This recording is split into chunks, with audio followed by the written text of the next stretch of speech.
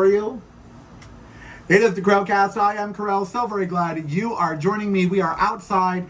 It is the it's officially autumn. It's officially autumn. And here in Las Vegas, we are responding because guess what? Today it's not intolerable. It's going to be hot, 97 degrees today. But next week, the daytime's going to be in the 80s and the nighttime's in the 60s. And in Vegas, that's congratulations. I know I have listeners here. If you're first year here, then you made it through your first summer. They're bad.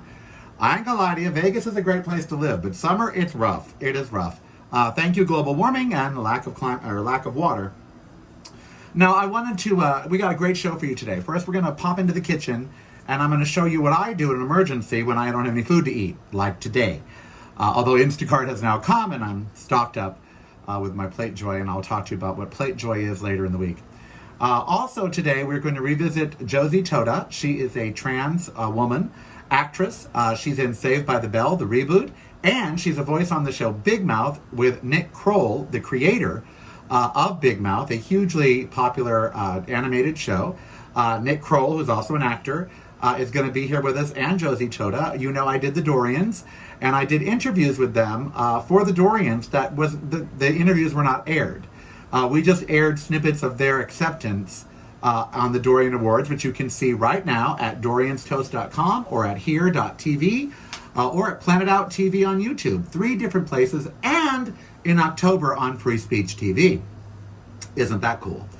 They're going to be here with us, Nick Kroll and Josie Totah, and you're going to go into my kitchen. But before we do that, I was having a great talk with Heath in the park today, a friend of mine who I'm hoping good things happens for, and you too, today.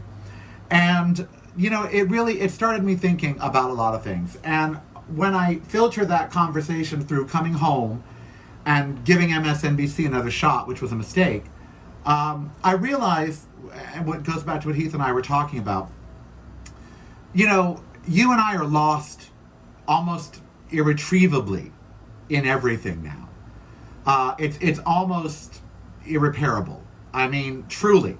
America is so broken, it's probably not fixable.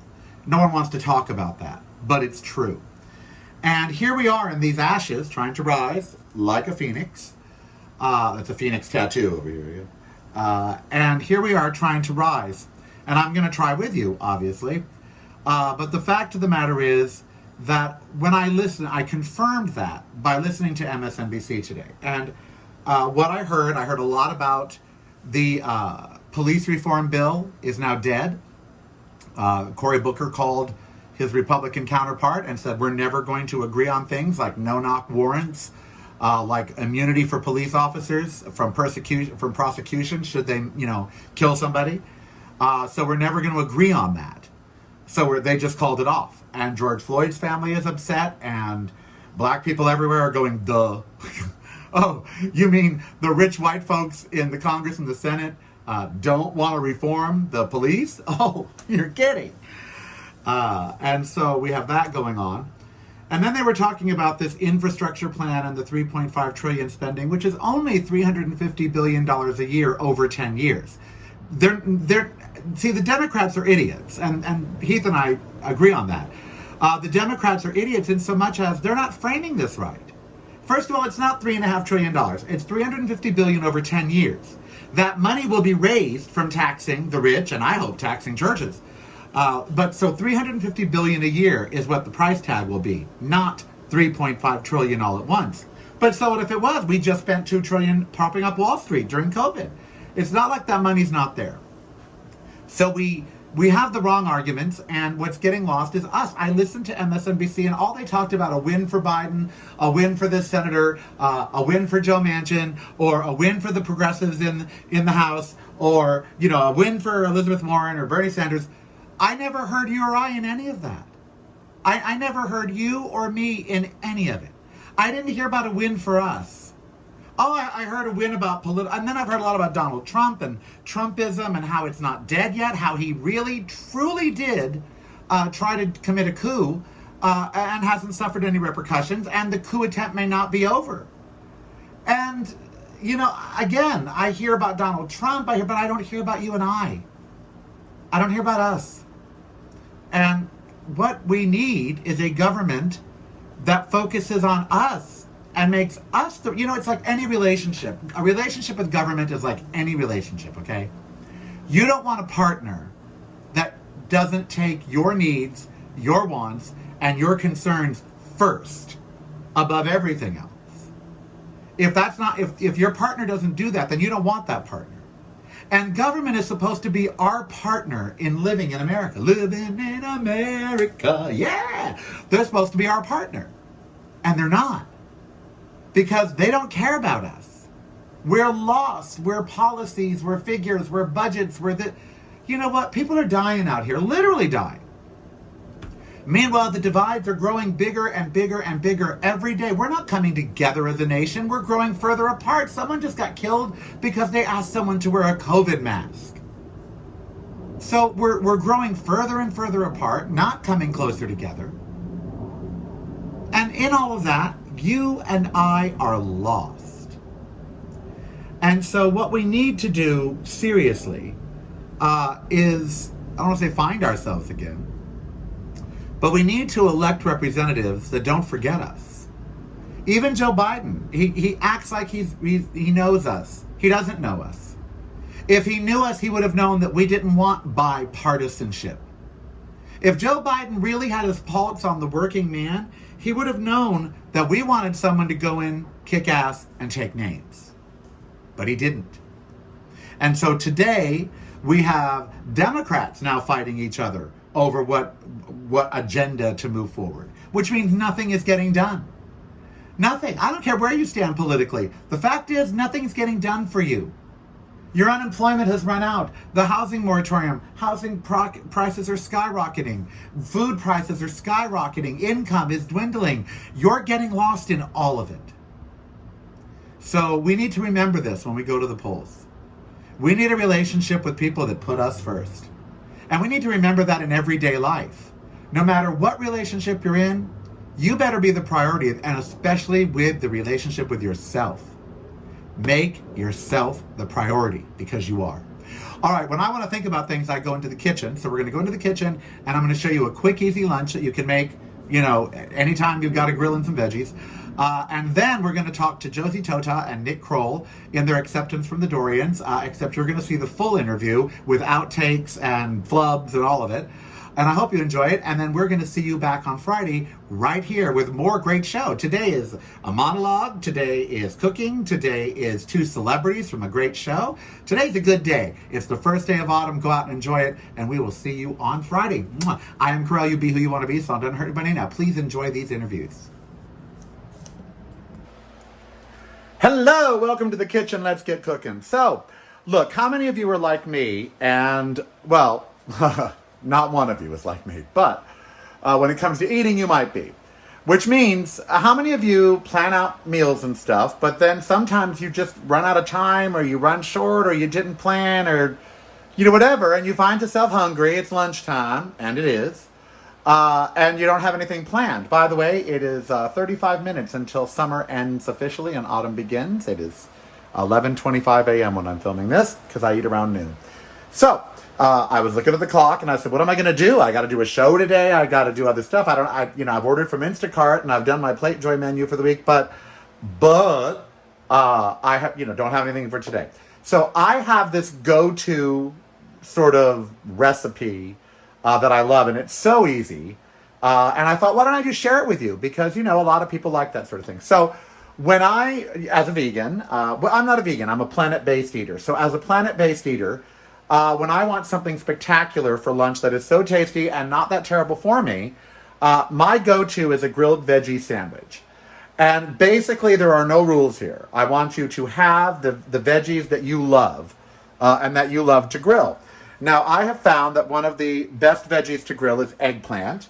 And so I have already, if you want to look here, look at that. I have already sliced up the eggplant. As you can see, I sliced it into little slices. And I put some sea salt on top of the slices for 15 minutes. Just to draw out anything that might be bitter in there. And then I rinsed it off. You rinse off the salt. You don't just leave it on there. I have some yellow pepper. I have some onion, some tofu, and some yellow squash. Yellow squash that I have thinly sliced here. All of it thinly sliced, if you look at it. Now, of course, all of that came from this bin here, which I have. These two bins, as you see. There's sweet potatoes and onions and squashes, and there's, what are these again? Oh, yeah, fruit, said the fruit. There's fruit. So I keep a supply of that. Do you all have this much fruit and veggies at your house? I'm one person. Okay, do you all have this? Because if you don't, you should. And that way, when you're hungry, you can go. So what I've done is, here is this grill that Daniel Charleston gave me. It's a wonderful grill that Daniel Charleston gave me there. And I've got it heated up. And over here, I have some slaw that I made. Isn't that delicious? I made that out of just cut up cabbage and some craisins, which are dried cranberries. So it's cut up cabbage, some dried cranberries, some pine nuts. And then the dressing is just veganese, some sugar, because you put that in coleslaw dressing. That's why it's so good.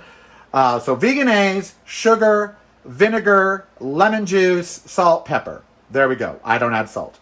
But there you go. And I have some sourdough bread that I did not bake, but is delicious.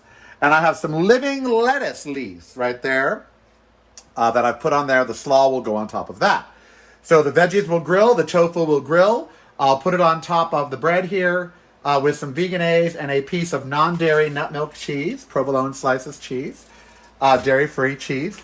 And that will be lunch. The lovely slaw on top of some living lettuce, a lovely grilled veggie sandwich on sourdough, and that's lunch. And so I'm going to get going here on that. And I hope that you'll indulge me as I do. This little tripod that I have here is pretty funky and funny. So I'm just going to mess with this. I may have to edit this or whatever. Maybe I should elevate it. Maybe y'all should be above me. Like you're above me. I don't know. Hi, y'all. Hi, y'all. Hey, y'all. Hi, y'all. So hopefully you're having a good last day of summer. I hope we all have a good first day of spring or autumn and last day of summer. I don't even know what we're looking at here. Let me see. What are we looking at? Oh, you're looking at my kitchen. My gosh. Okay. So the grill's over there, so we're going to go over there. Now, the first thing I do here to grill my veggies is I take this wonderful device where you put any kind of oil in, and then you do exercises. You pump it up, pump it up, pump it up, pump it up. And then when you can't anymore, you know it's full. So there we go. And then you spray. Spray with the oil. Spray. Spray your veggies with oil. Alrighty. Then, after you spray your veggies with the oil, you take your grinder, which is filled with peppercorns, and you grind over the veggies. Grinder, baby. People say to me, oh, are you on Grindr? I'm like, yeah. I think they meant the dating app, but whatever. And then your grill is already Teflon. It's ready to go. Take your onion. Woo, sizzle, sizzle. Onion. And then we've got our good old eggplant. Don't be afraid of the eggplant. It's purple and it's lovely. Then we got the tofu. Don't be afraid of the tofu. Then we got the zucchini. Then we have some peppers. Remember Pepper Anderson from that wonderful cop show, Policewoman? Oh, loved it. Loved her. Angie Dickinson. Oh, fabulous Angie. Then take your pumper. Pump a little more. Oh. Okay. And then spray the other side. Now, I'm going to let you in on a little secret. You always finish your veggies or whatever with a sauce once you've roasted them. You don't roast them in the sauce, whether it's balsamic, Brussels sprouts, or whatever. The sauce comes last, otherwise it's going to be burnt sugar. So I have some pre-made sauce. I don't often pre-make sauce, I don't often buy pre-made stuff because of the salt. But this Kikkoman teriyaki was on sale. It's just all sugar. I mean, it really is. What's the ingredients? Soy sauce, which is good, sugar, water, rice wine, ginger, sesame seeds, vinegar, garlic, onion, salt, garlic powder, spices. So it's a lot of sugar. But that's what teriyaki sauce is, soy sauce and sugar. So this will come at the end, after I flip them, baby. After I slap it, flip it, turn it around. Looking from a spatula. Do y'all have a bin like this? Y'all got your... And if you have a bin like this, can you find all your stuff in it? I love my bin. Over here, we'll start making the bread and the slaw, and it'll be marvelous. All right, so I will catch you up as soon as this is grilled and turned over, and we are compiling the sandwich. In the meantime, you know what I'm going to do? Honey. This is a garlic roaster, okay? I'm going to fill that with heads of garlic. Oh, yes. See? I'm going to fill that with heads of garlic. Spray the heads of garlic with a little olive oil, and then put some pepper on it, and then put this in a cold oven, and turn the oven on with this covered to 300 degrees. And then after an hour, I'm going to uncover it and cook it another 20 minutes. And you're going to have the best roast garlic, and your house is going to smell wonderful, and you won't have to worry about vampires. Okay, we'll catch you up in just a minute. Don't go anywhere. All right, hello, and welcome back to my kitchen. The garlic is garlicking inside the Brava oven. It's so fabulous. As I said, I put the heads of garlic in there, including a big head of elephant garlic. 300 degrees from the get-go. Leave it for an hour, and the joy is yours. And as you can see right there in the Brava on the little camera, oh yes, there's a camera. It's in there just roasting away. Meanwhile, over here, our veggies. Look at our veggies. Look at that, baby. Look at that. That looks like it's ready for some sauce. So shake your sauce up. Shake, shake, shake it up tonight. Pour your sauce. Can you pour the sauce, baby? Just a little. You don't need a lot. It's mostly going to drain off anyway, you know. It's really just for a little flavor. Especially on the tofu. Woo, little sauce here. Here's some sauce. There's some sauce. Now you're going to make a mess. You're going to make a mess of your grill, okay? It's going to be a mess. That's the way that is. Put your sauce away. I also clean as I go, as you know, so the kitchen is clean as I go. Don't you? Look at my refrigerator. Good Lord. Stuff. Did you see chicken in there? That is for Ember. All right, there's the plate looking like it's ready. Doesn't that look like it's ready for some goodness? Are you ready for some? I'm ready. You know, someone said, oh, your show Monday was like a phoenix rising from the ashes. It's funny they said that because, look, something you all may not know about me. Look there. See? Do y'all see that? Can you see my phoenix?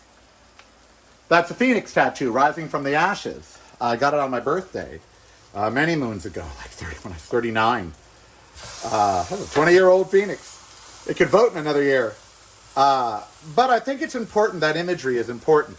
Sorry, I'm busy cooking. Can't point the camera at myself always. I think that imagery is important. And I think reminders. A phoenix rose from the ashes, right? And, you know, as I was talking to my friend Heath at the park today, who I hope very good things happen for today. Well, I hope they all happen for you, too. As I spoke to Heath, we're in ashes. The country's in ashes, in case you didn't notice.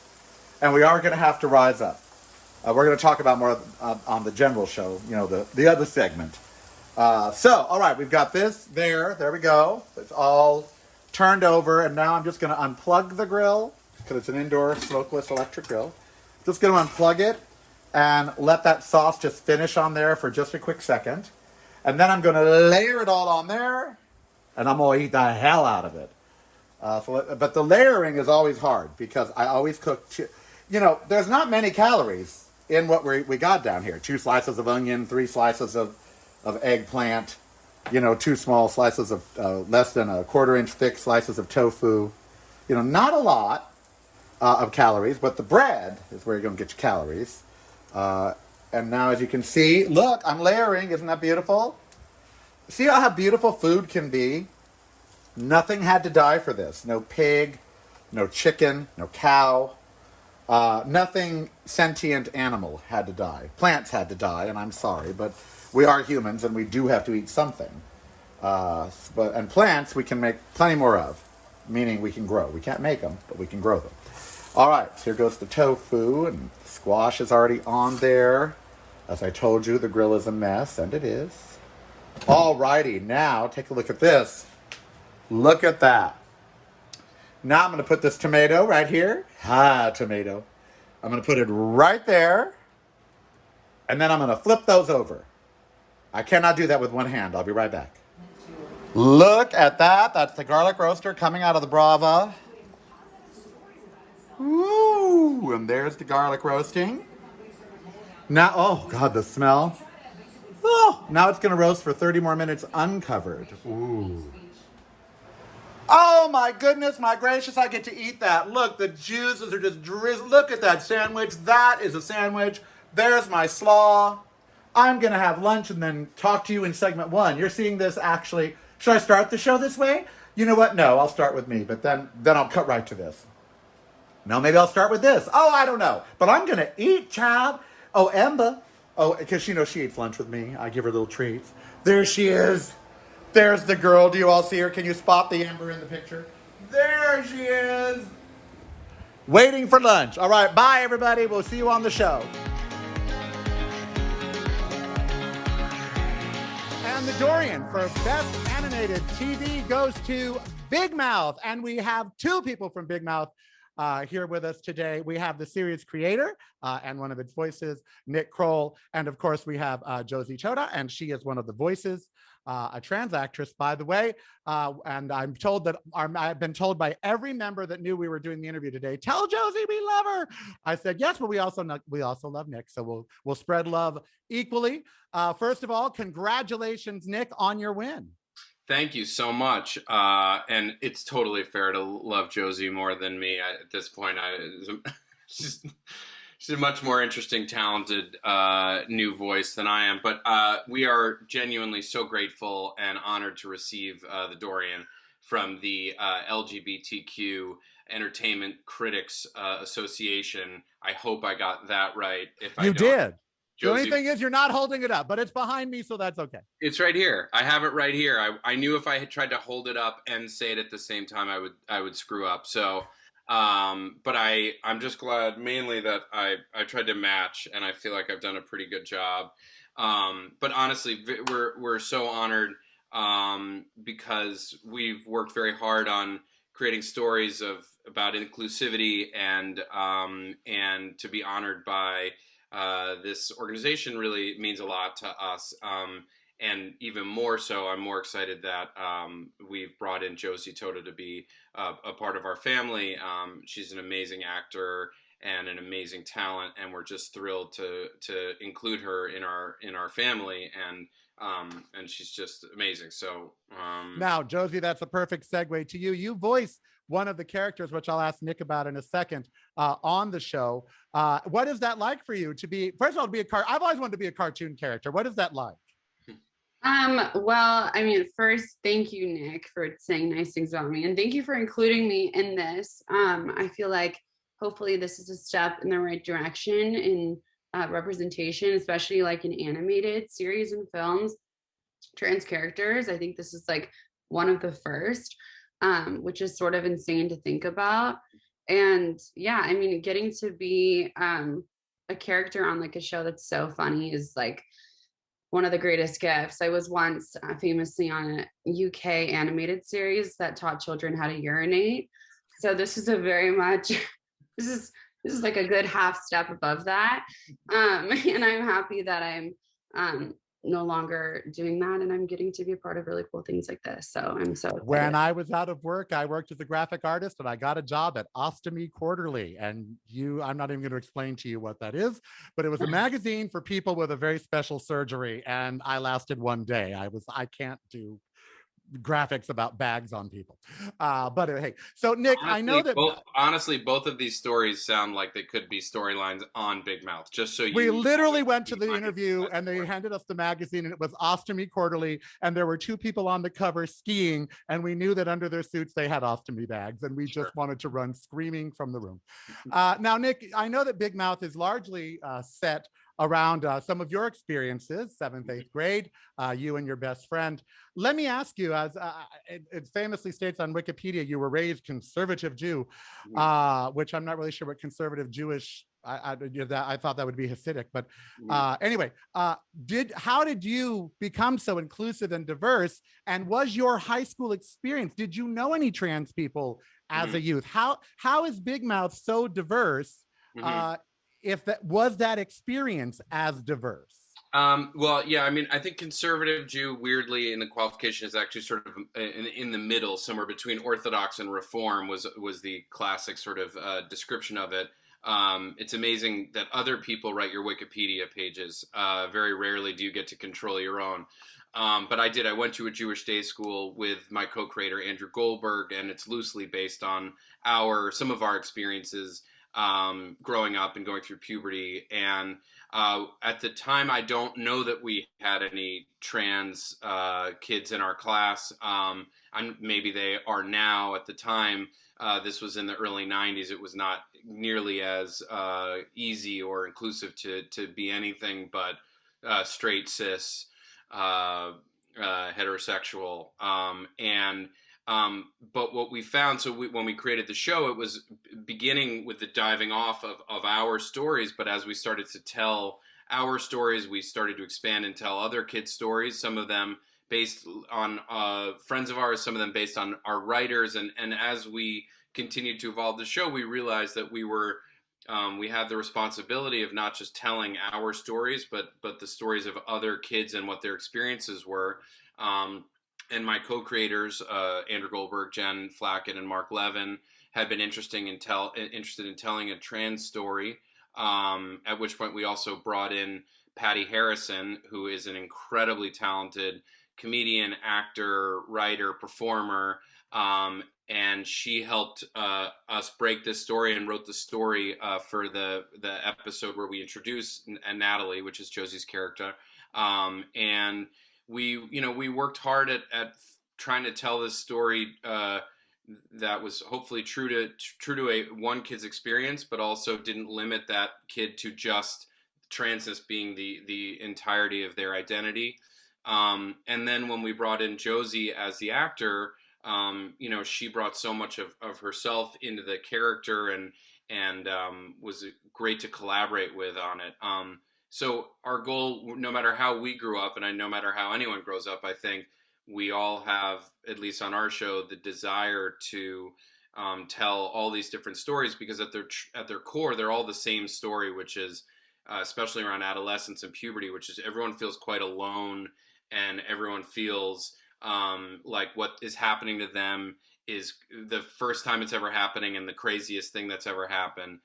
So whether you're a straight cis white male or a person of color, trans, bi, pan, demi, whatever, however you identify, that hopefully that this show speaks to you in some way or other. Well, if only we could have known that knowledge then, though, and known that we weren't alone and that we weren't so strange. Now, Josie, I'm considerably older than you. And when I was growing up, animation was a big part of my television life. Obviously, when you're smaller, and then as an adult, because I feel it's the best social commentary on television. I think animation can stretch boundaries and go places that maybe even traditional shows cannot. But let me ask you, as a young trans person, when your relationship with TV, outside of the wonderful role you are now crafting on Big Mouth, did you see yourself much on television? Was there much for you in the last 20 years watching the television that you could relate to or that stood out? No, I mean, there's like no representation for trans people other than like, really negative portrayals of men playing trans people, and which has perpetuated stereotypes and furthered the sort of ignorance surrounding trans culture and trans people. So no, and getting to see it now is super exciting. I'm so excited about MJ Rodriguez and Janet Mock and like Laverne Cox and all these incredible women who are finally getting a spotlight and are getting to be sources of representation for thousands of kids who never get to see themselves. But yeah, I mean, our show is, like I said, like one of the first, which is so cool. And I just feel very honored that I get to be a part of the shepherding of this like new wave of representation. It's really TV cool. sort of a gay awakening. Nick, let me leave with this. Let me ask you, I brought it up. Do you think, as an animator and someone that creates an animated show, I'm lucky enough to have known people like Matt and Trey and stuff back in the day, and some of the stuff they could get away with that regular shows could not. Do you feel it is easier for you to tell your audience, to teach your audience with an animated show, or to get something through? Do you think it's easier with an animated show than with a non-animated show? Well, I think for sure, animation allows people to talk about things that in live action are more complicated to do. Like our show in general is about kids going through puberty. And so knowing that it's adults voicing those kids has allowed us to tackle more complicated, nuanced social matters. And I will say, our goal is we have a responsibility to of the what messaging we're putting out there. We try to be very careful about teaching people things, because we are a comedy show and entertainment, and we hope that the messages that kids are receiving and learning are absorbed in a way that, and I do think it's easier in animation, but I think as we're watching in live action, things are changing, and hopefully for the better. I mean, Josie's also the star of Saved by the Bell, which was a show that I watched growing up, and now this new generation, to see Josie on that show being funny and beautiful and smart and complicated and things like that, it's a really wonderful. It's just a great I think momentum as we head towards hopefully a more inclusive media landscape where people can play all types of things and aren't necessarily always about whatever their that this one element of their identity. And it's shows like yours that are making that happen. Josie, would you like to add anything? No, I just think that it's like super exciting. I think we need more like incredible storytellers like Nick and everyone at Big Mouth, who are really great allies and who not only want to include representation on their show, but true and authentic representation. And, you know, I mean, Nick did so much work for this, talking to trans people, talking to parents of trans kids. And, you know, that's the kind of work that's necessary in order to see like real concrete change. It's people willing to put in the work. So I'm very excited to see people do that. And I'm so happy that we have Natalie on Big Mouth, and hopefully there's more trans animated characters to come. Absolutely. Congratulations to you both. I have two friends that just had children. I will tell them to look up your how to pee videos, so that way they can potty train their children. And if, of course, I ever have a friend in any kind of accident, I know what magazine to refer them to. Sure. Thank you both for joining me this morning. I know your schedules are busy, and congratulations on your Dorian win.